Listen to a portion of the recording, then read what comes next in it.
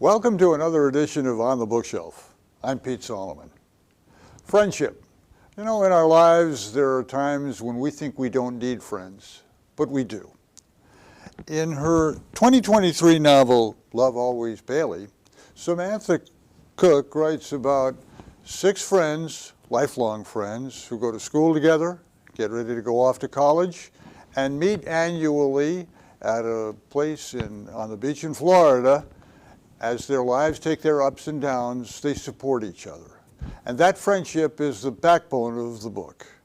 Now, an excerpt from the book, read by the author. The high view looked the same as always. The beautifully landscaped yard lined with seashells plucked straight from the beach. The gravel walkway leading to a staircase and wrap-around deck. The red front door framed by potted plants, which somehow drew attention away from the bright orange staircase at the front of the house that led up to the top deck.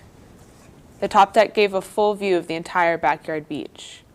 We could see the sand and ocean go on for miles from up there, and each night the top deck would be waiting for us at sunset. Us. I thought it with such ease, as if I would walk through the front door and everything would be back to normal.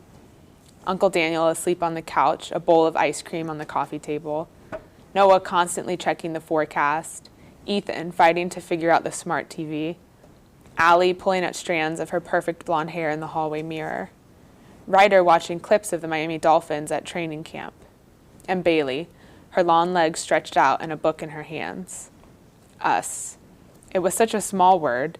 Yet, in this case, it carried so much weight that if a hurricane the year before hadn't already knocked down the huge palm tree in the back, me walking through the front door right now and saying, "The deck is ready for us tonight," would have.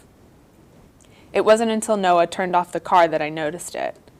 Planted directly in front of the house was a for sale sign bearing a few obnoxious lines of catchy slogans, such as "Ready for some fun under the sun," and "A flip-flops throw to the beach," and my personal favorite, "It's sun o'clock somewhere." The specifics of the house were plastered on the sign as well. Open concept, 3 bedrooms, new roof. "You should see the pictures my dad took," Noah said. We all got out of the car and stood in the driveway. "We're in deep trouble if anything happens to the house while we're here," Noah added.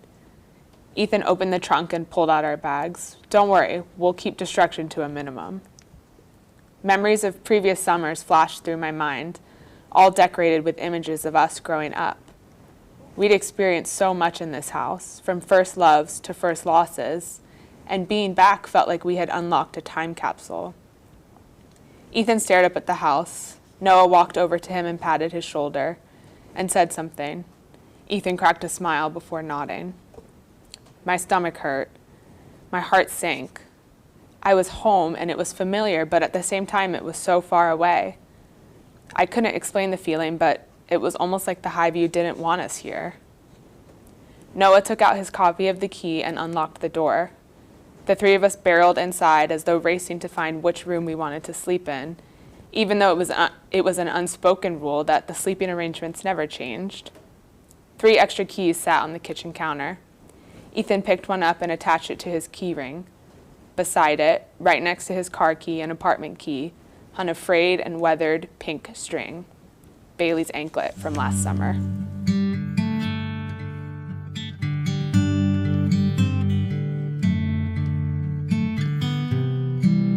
Samantha Cooke, thank you very much for joining us on the Bookshelf, and a special thanks for sharing an excerpt from Love Always Bailey, your 2023 novel. It's great to have you. Thank you. Thank you for having me.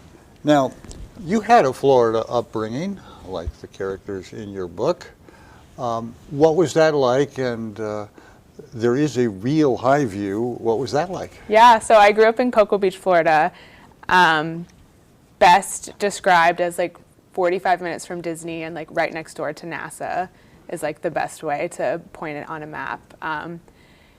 Outdoors all the time, the middle child of 3 girls, so I'm very close with my sisters. Then I met my 2 best friends actually in 4th grade, and then from then on we just started spending the summers together, and that meant when we were like 19 or so, we started going to the High View. As you were growing up, did you daydream about becoming a published author, and when did the writing bug bite you?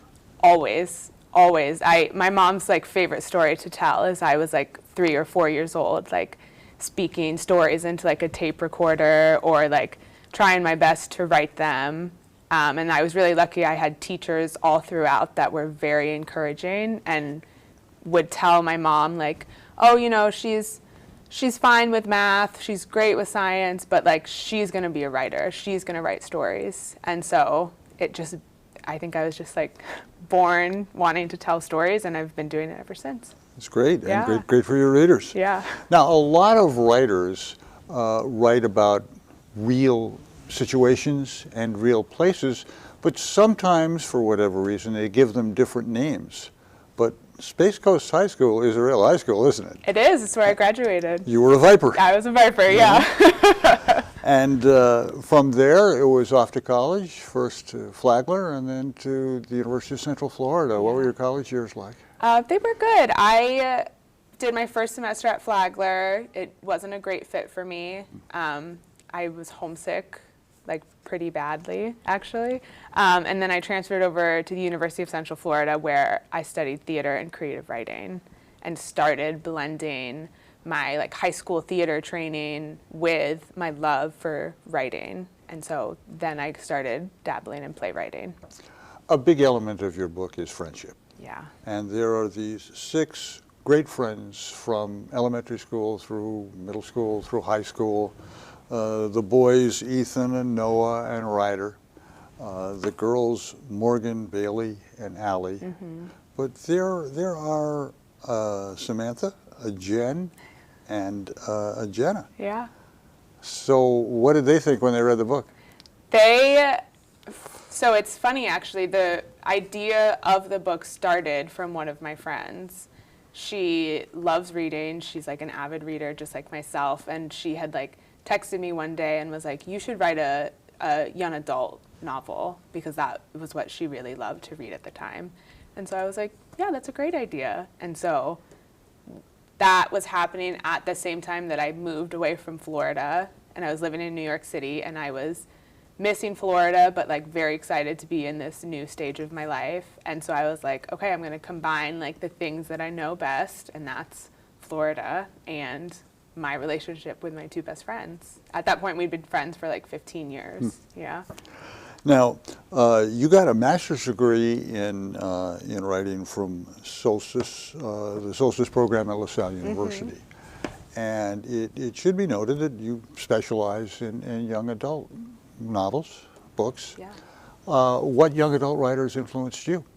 I am a huge Sarah Dessen fan, and Morgan Matson. And then the author Brendan Kiley was actually one of the main reasons for me going to Solstice. Interesting. He was one of the faculty on staff at that time in the program. And so I got to work with him my 2 years there. And I think that that was very influential to like stepping into the publishing industry and like what to expect, and also just like crafting my ideas. Interestingly, you have a job as the communications manager of the KIPP charter schools. Yeah. So that's a job that I'm sure requires a lot of writing. So there's writing and there's writing. Is it hard to go back and forth? It can be at sometimes, but a big part of my job at KIPP, and probably my favorite part of my job, is that I work closely with students, specifically our high school age students. And so I'm kind of like in talking with them. They'll like say stuff and I'll be like, what does that mean? And they'll sort of like keep me in the like YA mindset, if you will. The job itself is sort of technical writing, but there is like a creative aspect to it that I find I can easily go back and forth between that work and my personal writing. So you're a YA writer. It's a YA book. Who do you envision as the reader of your book? Yeah, I think definitely YA aged, so 16, maybe 15 and older. But I also think that like there's this like new wave of YA readers like in their early to mid 20s that I think are going back to it just to like revisit like memories of being younger. And I think that age group particularly is the ones that like enjoy my writing the most. Interesting. Now, my wife would be the first to tell you that I don't even understand how women are wired. Yeah. So as the book was published and you began to get feedback, did you Yeah. get dramatically different feedback from your female readers as opposed to your males? That's interesting. So all of the feedback that I've gotten from males so far was that they just thought it was like very cool that it was published. I did have one male friend who like texted me and was like, I just finished the book. I'm ugly crying. He's like, I've been crying for like the last like hour and a half, and every time I think about it again, I start to cry again. And so that was probably the best feedback I've gotten. There is a point, and we won't give it away, but we'll touch on it. Yeah. There's a terrible tragedy that Yeah. comes Yeah. within the book, and how the great friends react to it, how they deal with it, could be a lesson for anybody. Yeah. Now, you wrote the book in the first person. Yes. How much of you or Morgan is you? I think that Morgan has some very specific qualities that I drew from myself. She puts people first. She's very like relationship oriented. She cares about like the people in her life more than herself. I think that is probably the biggest quality that I took from myself into Morgan. But besides that, she's actually like all three of the female characters actually are like a mix of me and Jen and Jenna. Oh, interesting. Yeah, yeah. So there's not one that I can be like, that's based off of me, that's based off of, but took our best and our worst qualities. It's good that you made that clear. Yeah. Morgan is a very thoughtful person, and we don't really know each other very well, but you are too. That's something that strikes a chord, as I recall reading the book. Yeah, yeah. I think that her thoughtfulness is kind of like the driving force behind why she acts the way she does, without giving too much of the story away. Is it fair to say that of the three girls, Morgan is more of a follower than a leader?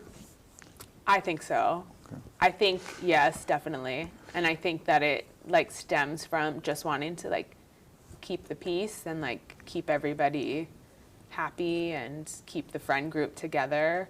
I think that's her like biggest driving force, her like biggest motivation. People develop all kinds of friendships in school, but for six people to be friends for such a lengthy period of time, and then for their friendship to be explained in your book from the point where they're about to graduate from high school through their first year of college, that's remarkable for that big a group, don't you think? Yeah, it is. It is. It's something that is pulled from real life. So I have Jen and Jenna, but we also had like three guy friends that were along for the ride. Not as like intimately as me, Jen and Jenna were, but they were there too. Well, Morgan and Ryder are a couple for much of the book. Yeah. And Morgan has her ups and downs as she leaves the comfort of her hometown and goes off to Flagler to begin her college education. And she and Ryder wind up going in their separate ways, but that wasn't Ryder's idea. Yeah. Is it dirty pool to ask you why Morgan decided that it was time to change her life in that dramatic way? I think since it had happened right after the tragic event. The tragic event. I think it was one of those things where she was feeling like, I just don't deserve anything good. And I think that it was in a moment of grief, she was pushing people away. Oh, that's interesting. Even though she values them, values people and relationships so much. I somehow think that Ryder is as confused as I was. Yeah. Now, one of the interesting elements of your book is at each chapter heading, you talk about what time frame the chapter is written in, and you really have to pay attention to it because the book really bounces around. Why did you do that rather than write it in simply a linear way? Yeah, I think because I wanted to address how this group of friends was dealing with grief and these huge changes in their life. I wanted to balance the present day grief with showing what they were like as a group before everything happened. And so if I had wanted to do that from the beginning, I would have had to start the book and work my way through it all. Sure. I'm a big person for flashbacks too. I think that's my like theater background. Oh, interesting. Yeah. That's very good. We talked about this just briefly, but it might be worth elaborating on the fact that in addition to the 6 characters in the book, Highview is a character in the book. Yeah. Yeah. Could you talk about your experience? Your experience obviously was at the real Highview, right? Yeah. So it's in Manasota Key, Florida, which is on the west coast of Florida. I started going with Jenna and her family when we were teenagers, and we still go now. We're like planning our trip for this summer. And Really? It's just, it's a very small, like beautiful beach town. Not a lot to do except go to the beach. And so a lot of our weeks there, we would spend a week at a time there. Each summer was just like true bonding experience, because it's not like we weren't going anywhere. We weren't like, we were just with each other. I think it was like a very pivotal moment into our transition from friends in high school to like staying friends in adulthood. It's interesting that you bring up your upcoming visit there, Yeah. because somehow I felt like as you went to different colleges at the beginning, maybe you would find yourselves together in other venues rather than good old Highview. Yeah. So we stayed in touch like daily, but all live in different parts now. So it's nice to still have the Highview to go home to. Oh, of course. Yeah. I understand. Yeah. Our guest is Samantha Cooke, and she is the author of the book Love Always Bailey, which was published in 2023. You're watching On the Bookshelf. I'm Pete Solomon. We follow these main characters, as we said a moment ago, from high school on through college. And I don't think that the conversion from high school student to college student is easy for anybody. It's easier for some than others, of course. Yeah. But it can be a difficult moment in life. It's huge. I think that's something that draws me to young adult writing so much, is that I feel that we don't give enough credit to teenagers, and that we just view them as children.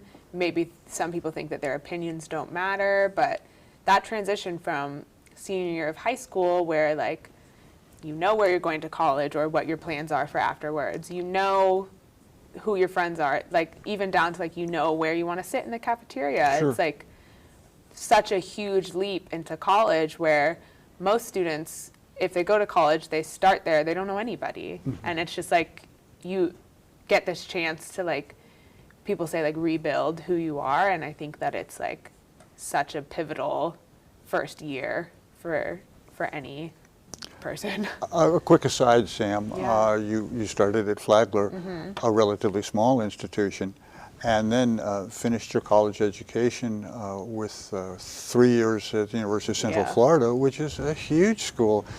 I would have thought it would be easier to transfer from a big school to a small school and the other way around, but you obviously thrived. Yeah, you know what? I think what it was is that when I was at Flagler, I wasn't positive on what I wanted to do yet. And so I took a semester off between Flagler and University of Central Florida to really think about, like, what I wanted to do, what would make me happy, and what I wanted to pursue. So I think that helped. It made the transition into UCF. When we talk to authors, we talk a lot about not only creating the book, but also putting the book together so it's marketable. Did you pick out the typeface? I did not. My publisher did, yeah. But if you don't mind holding it up again, the cover is wonderful because the moment when the three girls in the story buy matching ankle bracelets is an important, it really underscores the depth of their friendship. Yeah. So that was your idea, right? My sister actually designed Oh, the no kidding. cover. Yeah. So I had told her, like, I think I definitely want the beach on it, maybe an anklet, but she like took it and ran, and when she sent it to me, I was like, it's perfect. It's a great cover. So beautiful. Yeah, thank you. She did a great job. Have you spoken to groups of students about your book, and what kind of feedback do you get from them? I have actually. in a few weeks, I'll actually be speaking to a creative writing high school class, so I'm very excited about that. As you should be. Yeah, I think, so one of my friends has a teenage daughter, and she is like just getting into reading, and so I obviously sent her a copy of the book. Yeah, I actually, I think that I know of more adults than teenagers have read it, but we'll see. Well, there is nothing about the book that an adult, and I'm 3 times as old as you are, can't get something out of. It's a book about people. And as a reader, and this is just me, but I'm sure other people share this, I'm much more interested in characters I care about than I am about plot lines. Right. And these are people who are different, and yet that difference probably was the glue that kept them together. Yeah, I think when I approach a story and when I'm writing, I'm very character focused. I kind of like pick a character, go through like figuring out their characteristics, but also like what's their problem and what can they do to solve the problem. And so I'm a huge character writer. Again, I think that comes from my theater background. How different was the finished product from the original first draft? So different. So different. It went through like 3 different titles. So I started originally, got the idea back in 2015, had a first draft by probably the end of 2015, and I was like, okay, it's ready, it's perfect. And obviously it was not ready. And then it's actually the manuscript that I studied and worked on throughout my graduate program. And so when I graduated in 2021, I was like, okay, now it's ready. So it went through a lot. It went through a lot. We Love Always Bailey is a Gold Book Award winner. Could you tell us what that entails and what it meant to you? Yeah, so the Titan Literary Award, it is awarded through a service that writes book reviews, and each month they pick the best books that they reviewed for that month. And so Love Always Bailey was, I believe it was the December winner. It was so cool. It was like a huge moment. I think like holding the book, first of all, was like the biggest like moment of my life. Of course. And then like receiving positive feedback in the reviews. I know that they don't always matter, but it still feels good to get the recognition and to hear that people are connecting with the story. And so the book award, it felt good. In reality, isn't the feedback you get from your readers more important than anything a critic could suggest? Absolutely. Absolutely. Yeah. I think if my readers aren't connecting with what I'm writing or with my characters, then I need to readdress it and figure out what is going wrong. Writers Write, what are you working on now? Yeah, so I am actually working on another YA novel, and it is about a wedding planner's daughter who falls in love with the lead singer of a wedding band. Kind of just also set in Florida, in Cocoa Beach this time. Just sort of like set in the beach in the summer, young love sort of thing. So, yeah. Do the people in your circle, because you work with students all the time, do they share their personal stories with you, and do you sort of file them away for future characters you can write about? They will share things about school with me. They'll share things about like, oh, this teacher like did this and it didn't feel great, or whatever it may be, but they don't get too personal with their personal lives. And I don't know that I would be able to use it. They'd come for me. Now, we should note that in addition to writing a published novel, you've written plays. What's more difficult? Novels, definitely. I think plays, it's mostly dialogue, and then you go back and you can add the stage directions or any like interiority. And another, like plays are a whole separate beast because you're writing with the knowledge that someone's going to be performing it. Can you hear the voices in your head when you're writing? Yeah, I can. And so I think that sort of transfers over to my novel writing, though, in a like cinematic way. Maybe a movie in the future? my dream. Try that? Yeah, I would love that. Samantha Cooke, it was wonderful that you took time out of your busy life Thank to you. spend some time with us and talk about your novel, Love Always Bailey. Yeah. It's a novel that moves people, and it was a good read. I enjoyed it. Thank you for writing it. Yeah, thank you. Thank you for having me. And thank you for joining us on this edition of On the Bookshelf. I'm Pete Solomon. We'll see you next time.